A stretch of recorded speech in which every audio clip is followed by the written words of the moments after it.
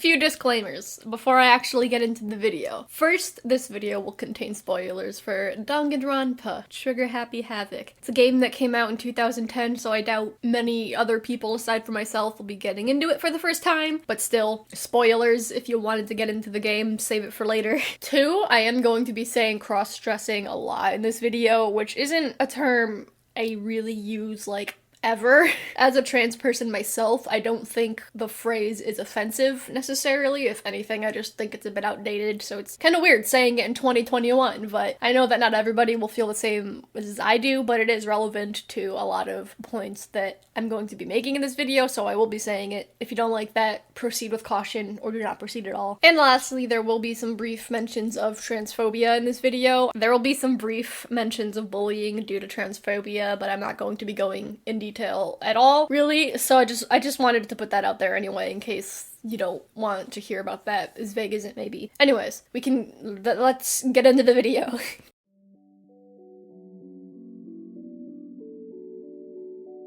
Hello and welcome back to my channel. Hope you're doing well. This video is very different from, I think, any video I've ever made ever, but it is one that I've wanted to make ever since I've learned more about Chihiro. For those familiar with the series, it is a character with much discourse surrounding them. And I have some things I want to say about the whole situation, so hope you don't mind. I am going to be talking about my opinion on various things, but for the most part, I kind of just want to talk about the writing of Chihiro and why people are having such heated arguments about Chihiro as a character. So, as someone who is trans and a writer and someone who enjoyed Danganronpa, Chihiro included, I thought I'm fairly qualified to give my input, so that is what I will be doing today. And also, just quick clarification, I am going to be referring to Chihiro with they/them pronouns throughout the entirety of this video, because I feel like regardless of how I refer to Chihiro, people are gonna get mad at me anyway, so we're gonna stick with they, them. And I also want to say I personally don't care how you see Chihiro in terms of their gender. Let's try and be civil about this, alright? Y'all know I don't like petty shit on my channel, so just stay chill.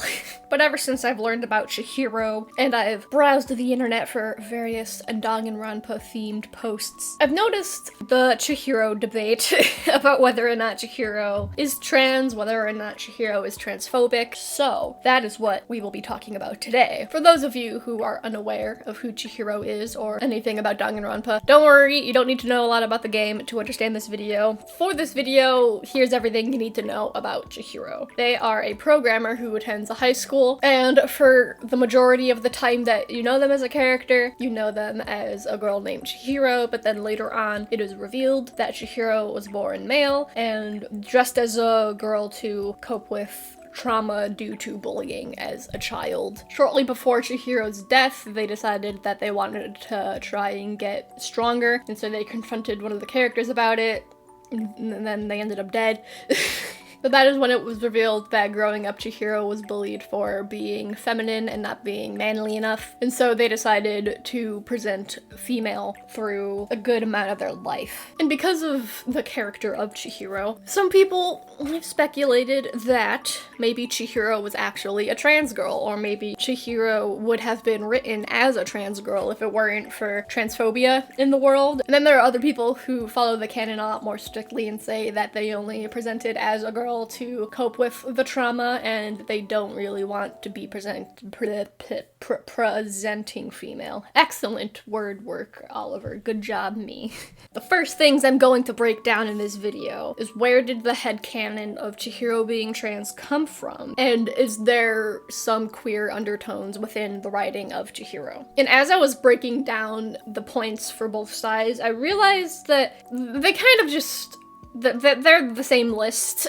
A lot of the reasons that people believe Chihiro to be trans are actually the same reasons that people believe Chihiro to not be trans. Hi there, it's editing Oliver here. My phrasing was a little poor here, so let me clarify. Basically, I'm trying to say that, like, both sides of the argument, the root of the argument, are all from the same place. Basically, the reasons that people are saying that Chihiro isn't trans or could not be trans are the very same reasons that people say say that Chihiro is transphobic as a character, and therefore Chihiro is or should be trans. I don't know if that even made any sense, but hopefully you get what I'm trying to say. So let's just go through this list. So within the canon of Danganronpa, once the whole dramatic reveal thing happens, all of the characters do refer to Chihiro as he. The reason that Chihiro would present female wasn't due to any gender dysphoria, but rather trauma that they experienced growing up. Before their death, they did want to be more masculine, and then also the concept that cross-dressing does not equal being transgender. For people who follow the canon strictly, and for people who say that Chihiro is a boy and they want to be masculine, and they want to not present as a female, they just look at that list and be like, yep, there you go.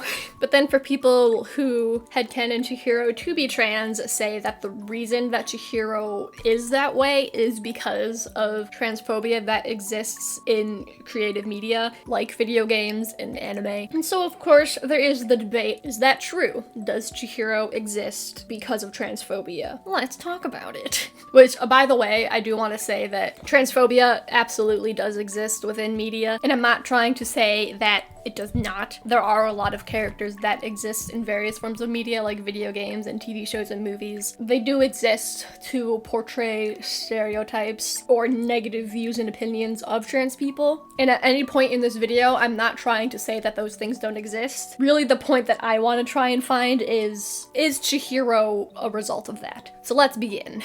I'll start with the whole cross-dressing equals trans or does not equal trans argument. As a statement on its own, I agree with that completely. There is absolutely a comfort and a lot of power in having androgynous characters or gender non-conforming characters that aren't trans. And that is something that I see a lot with people who do follow the canon and say that Chihiro is a boy. It's the whole idea that just because a character cross-dresses or presents a certain way does not mean that they're trans. And again, I agree, but personally, I am not sure how much that applies to Chihiro specifically. To kind of prove my point, I am going to be talking about a couple other cross-dressing characters that I've come across in media. And trans headcanons do exist for pretty much every character ever somewhere on the internet. So just know that when I am talking about these characters, I'm speaking just generally. Because I mean, if you really wanted to, you can find a trans trans headcanons for any character anywhere. So just keep that in mind. But I think this can help give us a general idea of how common trans headcanons are for cross-dressing characters. And these two characters are both around the same time that Chihiro was created, so I guess that works. The first character I'll be talking about is Ryoji Fujioka from Ouran High School Host Club, a character I'm sure many of you are familiar with. By the way, this will contain spoilers for Ouran, but again, I don't think anyone needs to hear that at this point. Ryoji Fujioka. That is Haruhi's father in Ouran High School Host Club, and he works as an entertainer, drag queen. I've heard it described many ways at a bar. Like many manga and anime series, there are variations between the anime and the manga. Personally, I have not read the manga, but that does cause some conflicting information. As far as the anime concerned, he started cross-dressing after his wife died, and then in the manga, I guess she knew, and it was a thing that he did while they met. I don't know. Again, I didn't read the manga. But for the sake of this video, let's just say that that's the case. Anyone who has read the manga, feel free to let me know. But basically, the summary of him is that he is a canonically bisexual man. That is how I'm excellent. Who dresses in drag, and he is a drag performer. He is seen presenting as both male and female, and even though your first introduction to him as a character, he is cross-dressing, he is introduced as a man from the very beginning, and while he seems comfortable presenting both as male and female, there isn't any clear attempt for him to identify as a woman strictly. While cross-dressing is something that he does on a regular basis, it is very clearly established from the beginning that he does identify as a male. There isn't any sort of reflections of transphobic ideas within him as a character, and also, as far as I've seen, there isn't really any trans headcanons for him. He's just generally accepted as a man who dresses in drag and is a drag performer. The next character I want to talk about is Kuranosuke Koibuchi from Princess Jellyfish. I think I said his name right. For those of you who are unaware of Princess Jellyfish, by the way, spoilers for Princess Jellyfish. He is the son of a politician, and he is also the son of a model mother who is a model.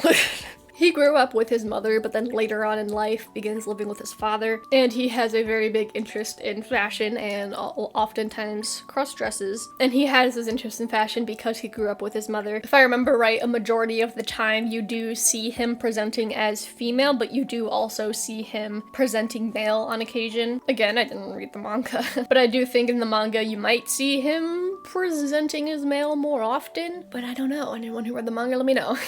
With cross-dressing characters, or the very few canonically trans characters that exist, there tends to be this dramatic reveal.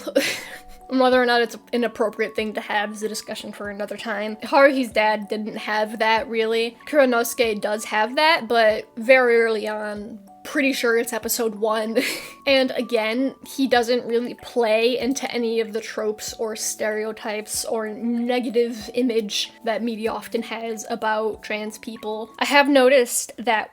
Did you just hear my voice? Oh my god, I sound like a robot. I have noticed that with him, the line is a little bit more blurred, and there is a little bit more debate about whether or not Kuranosuke was supposed to be a trans character. Generally, of what I've seen, people accept him as a cross-dressing male, and he does seem comfortable being referred to as both he and she. And then that leads us back to Chihiro, where there is many a debate about what Chihiro is or should have been in terms of gender. But why is that? What makes Chihiro different? First off, I think the easiest point to make that with both Ryoji and Kuranosuke, both of their reasons for cross-dressing doesn't really have anything to do with gender. It's more of just personal interests and what they like to do. Ryoji being he likes to perform, and then Kuranosuke's reason being that he had a much larger interest in fashion and makeup and things like that because of his mother. I guess another simplistic reason, if anything a bit shallow, honestly,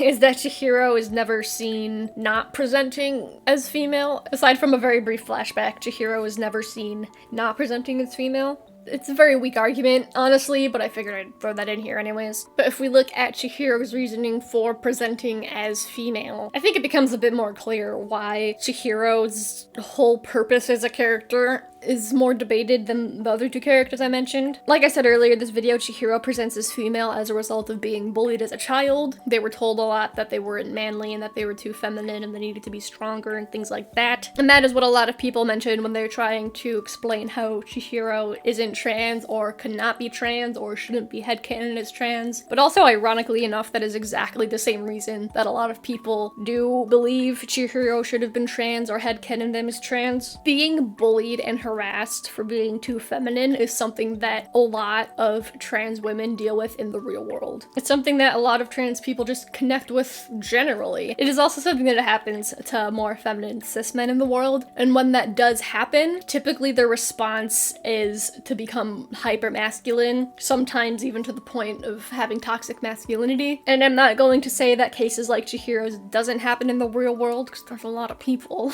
But just personally, I've never seen it. When Chihiro was bullied and harassed for being more feminine, their response was to present as a female, which is another reason that people do believe Chihiro to be trans, because instead of trying to become over masculine to kind of try and, I guess, appease those people, which isn't cool. Don't do it. Just be yourself, everyone. Instead of trying to become over-masculinized, Chihiro decided to instead present feminine. And another part of Chihiro's character that a lot of trans people relate to is the fear of being outed. Before Chihiro's death, when they decided they wanted to become stronger and more masculine, it was because of the threat that people would find out that Chihiro was actually born male. And regardless of what the canon says, the fact of the matter is that is an experience that a lot of trans people have to deal with in the real world. And even then, the characters within Danganronpa don't find out about Chihiro until after they died. Having others find out about who you are without it coming from your mouth directly, it's a very scary thing, and it's a very real thing, and that's another thing that a lot of trans people really connect with Chihiro. When you compare Chihiro to both Ryoji and Kuranosuke, Chihiro's reasons for presenting as a female is a lot more rooted in gender and self-identity, and so the whole argument of cross-dressing doesn't mean a character is trans. Again, while I agree with that statement on its own, I don't necessarily think it applies to Chihiro, just because so much of Chihiro's experience as a character is something that a lot of real-world trans people, including myself, can connect with in some way or another. It's not just about about presentation. It's about the experience and the emotions that Chihiro feels and how similar they are to what we've experienced as trans people. Now, of course, all of that being said, that doesn't necessarily point one way or another to, is the writing of Chihiro transphobic? Was Chihiro intended to be trans? Should Chihiro be trans? So let's talk about that a little bit more. There is the whole character arc of Chihiro, of them wanting to be stronger and wanting to share their secret with everybody. That's where a lot of the problem comes from, is that later on in the game, Chihiro shows interest in changing this part of themselves. After their death, all of the characters start referring to them as he. Alter Ego, the computerized version of Chihiro, refers to Chihiro as he. And also, from my understanding, during free time, if you choose to spend more time with Chihiro, eventually they do tell you that they were born male and that they do want to be referred to as he. And so if you are speaking in terms of the canon within the Danganronpa universe, it would be more proper to refer to Chihiro as a boy. But for the people who headcanon Chihiro to be trans, bring up that all of that kind of plays into transphobic tropes. And now granted, words like trans are never said in Danganronpa, like ever. And so it's very easy for a lot of people to dismiss this argument as just like reading too much into things. But truth be told, they don't need to be said for there to be transphobic undertones. Now, is there transphobic undertones? Let's discuss. That's just this whole video. Let's discuss. Now, regardless of what we personally want to admit, there are definitely some parts of Chihiro that do reflect ideas of transphobia. There is, of course, that someone becomes trans due to trauma. Chihiro didn't start presenting as female until after they were bullied, which is something that has very clearly affected them so much, and they felt this great fear of people finding out that they were actually born male. There's also the phrasing of really a boy. There's a lot of parts about Chihiro's character that ties gender and body parts so closely together. Hi, it's Editing Oliver again. I also feel like I wasn't super clear on this point. But basically what I mean is, when the cast of Danganronpa first find out that Chihiro is biologically male, there wasn't any question about how Chihiro would identify. They continue to refer to Chihiro as he, him pronouns. And even if that is what Chihiro would have wanted, the point still stands that no other possibility was considered, and they equated a person's gender to what physical body they had. So yeah, back to the video, Oliver. And then there's also the entire concept of Chihiro wanting to be more masculine, because it is a very common idea in transphobia that if you just try to be the gender that you were born as, then you'll not be trans. Which doesn't work like that, believe me, I've tried. And so, this begs the question, is the writing of Chihiro transphobic? Well, here's my input. Initially, when I learned about Chihiro, I felt kind of uncomfortable, and the entire situation hit a little too close to home, but I did think it was just me at first, because I am a trans person. But I do also think it is worth mentioning that Game Grumps played through Danganronpa, and when the whole dramatic Chihiro reveal thing happened, Erin's initial thought was that Chihiro was an attempt at writing a trans character. So sure, maybe even if it's more obvious to me, because I'm trans, there is definitely some undertones there. He isn't a part of the LGBT community, and yet that's something that he immediately concluded, so even if that is just one scenario, I do think that it is some confirmation of there being trans undertones with Chihiro, or at the very least transphobic undertones. And so after that, my main concern is, what was the intention? What was Chihiro meant to be? So I tried to do a little research and found nothing. I tried delving a little bit deeper into like the writers and the creators of Danganronpa. I tried to find if there was any sort of open stance about the LGBT community, if they've ever made any statements about the community, or more specifically Chihiro, and I found nothing. So honestly, I'm not really surprised, because I mean, it is a larger company. Companies tend to not do that. But that really does only leave us to speculate. As a professional writer, creator, trans person who knows about Chihiro, here's my input. I genuinely do not think that any part of Chihiro was was supposed to be an intentional attack on trans people. I don't think any part of Chihiro was supposed to intentionally be transphobic, and in fact, I personally believe that the entire concept of the LGBT community was not in mind when Chihiro was being created. But also, that being said, I do think that if the first Danganronpa game were to be made now for the first time in 2021, I do think Chihiro's entire character would have been handled differently. Whether that means Chihiro would be a trans girl or whether they would just be androgynous, I don't know, but I do genuinely think that it would be handled completely differently. And two, regardless of what the intention was, there does need to be that acknowledgement of those undertones. And again, I want to make it very clear, I don't think anything was intentional. I don't want anyone trying to twist my words and saying that I think